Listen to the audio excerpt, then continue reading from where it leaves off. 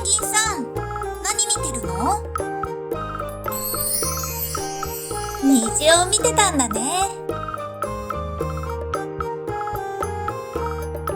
あれ？虹のオレンジ色がないね。オレンジ色を探しに行こう。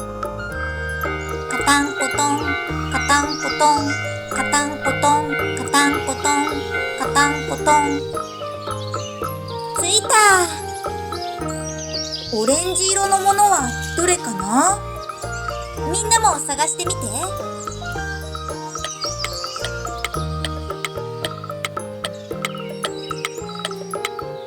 見つかったかな？これだね。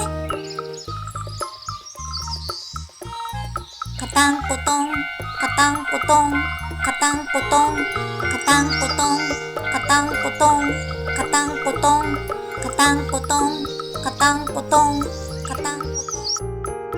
見つけたものはオレンジ色のみかん、オレンジ色の人参、オレンジ色の柿。全部まとめて魔法にかけて。じ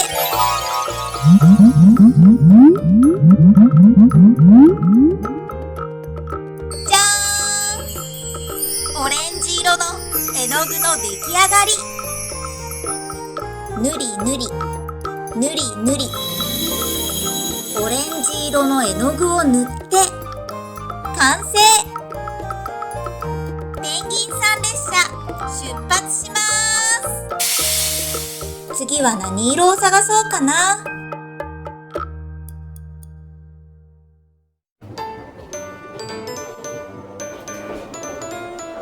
チャンネル登録よろしくね。